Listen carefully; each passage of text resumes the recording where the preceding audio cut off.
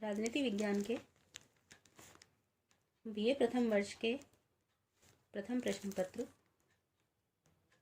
राजनीति विज्ञान के मूल आधार के अंतर्गत आज मैं आपको राजनीति विज्ञान के परंपरागत दृष्टिकोण के आधार पर परिभाषाओं के बारे में बताने जा रही हूँ।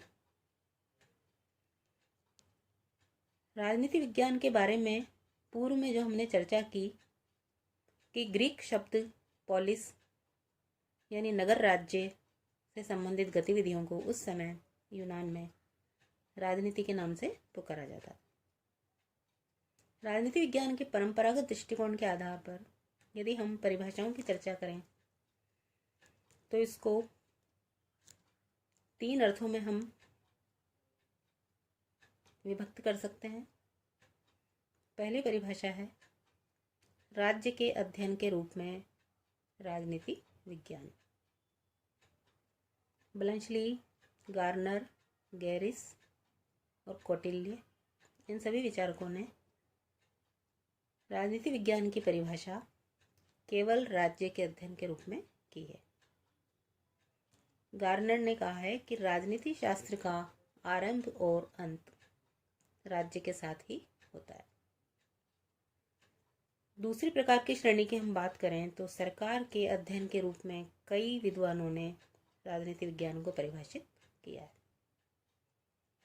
जिनमें सीले, पॉल जेनेट और लीकॉक प्रमुख हैं। लीकॉक ने कहा है कि राजनीति शास्त्र सरकार से संबंधित अध्ययन है, यानी राजनीति शास्त्र में केवल सरकार से संबंधित अध्ययन ही किया जाता है। तीसरी प्रकार की श्रेणी की यदि हम बात करें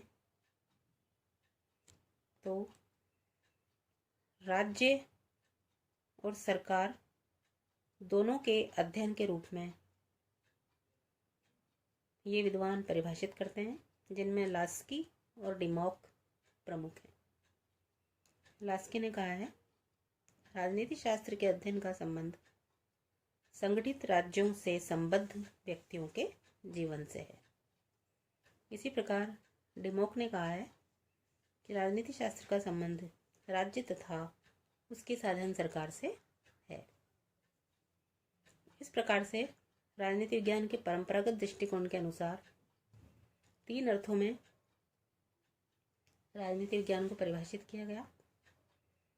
पर एक पक्ष जो मानवीय पक्ष है और सबसे महत्वपूर्ण है, उसके बारे में भी कुछ विद्वानों ने वर्णन किया कि मानवीय तत्व या पक्ष के बिना राजनीति विज्ञान का अध्ययन अपूर्ण है। एनसाइक्लोपीडिया ऑफ सोशल साइंसेज में हरमन हेलर ने कहा है कि राजनीति विज्ञान के संपूर्ण स्वरूप का निर्धारण उसकी मानव विषयक मौलिक मान्यताओं द्वारा ही होता है।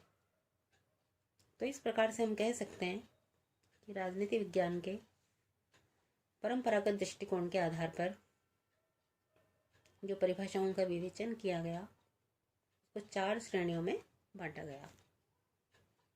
पहला राज्य के अध्ययन के रूप में, दूसरा सरकार के अध्ययन के रूप में, तीसरा राज्य, सरकार और व्यक्ति के अध्ययन के रूप में, और चौथा मानवीय तत्व के रूप में राजनीति विज्ञान का अध्ययन।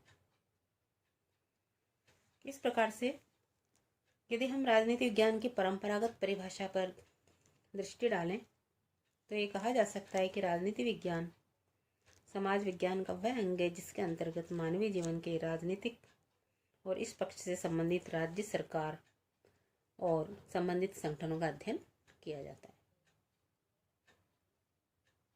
अब हम राजनीति विज्ञान के परंपरागत क्षेत्र की ओर बढ़ेंगे। प्रसिद्ध लेखक गार्नर ने राजनीति विज्ञान के क्षेत्र को तीन भागों में विभक्त किया है। पहला राज्य की प्रकृति तथा उत्पत्ति की खोज, दूसरा राजनीतिक संस्थाओं के स्वरूप, उनके इतिहास तथा विभिन्न रूपों की गवेषणा, तीसरा उक्त खोज तथा गवेषणा के आधार पर राजनीतिक विकास के नियमों का यथासंभव अनुमान। विलोबी ने इस संबंध में कहा है कि राजनीति विज्ञान जिन जिन महान विषयों की व्याख्या करता है वे हैं राज्य, सरकार और कानून। इसी प्रकार यूनेस्को के तत्वावधान में जो 1948 में सम्मेलन हुआ, उसमें राजनीति विज्ञान के क्षेत्र के अंतर्गत निम्नलिखित विषय सम्मिलित किए जाने की अनुशंसा की गई। पहला, राजनीति के सिद्धांत। दूसरा, राजनीतिक संस्थाएं। तीसरा, राजनीतिक दल, दबाव समूह एवं लोकमत। चौथा, अंतर्राष्ट्रीय संबंध। तो इस प्रकार से राजनीति विज्ञान के परंपरागत क्षेत्र में कई बिंदुओं को रखने की अनुशंसाएं की गई। अब हम दृष्टि डालते हैं कि राजनीति विज्ञान के क्षेत्र के अंतर्गत किन किन बातों का अध्ययन हम कर सकते हैं। इसमें सर्वप्रमुख आता है मानव के राजनीतिक जीवन का अध्ययन, यानी अतीत में मानव कैसा था, वर्तमान में कैसा है और भविष्य में क्या मानव रहेगा या क्या मानव की कल्पना होगी। दूसरा बिंदु है राज्य का अध्ययन। राज्य अतीत में कैसा था, वर्तमान में क्या है और भविष्य में क्या होगा।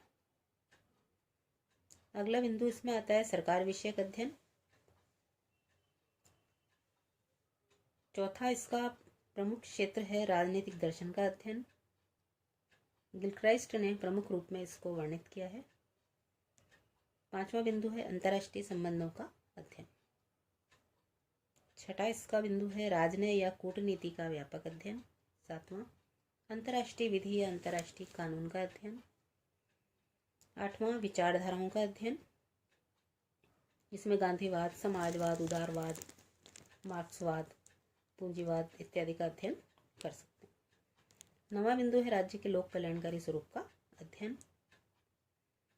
और 10वां बिंदु है राजनीतिक संस्थाओं के व्यवहार पर भी बल। तो इस प्रकार से राजनीति विज्ञान के परंपरागत क्षेत्र में वे सारे महत्वपूर्ण बिंदु आ जाते हैं जो मानव के जीवन से प्रत्यक्ष या अप्रत्यक्ष रूप से जुड़े हुए हैं। धन्यवाद।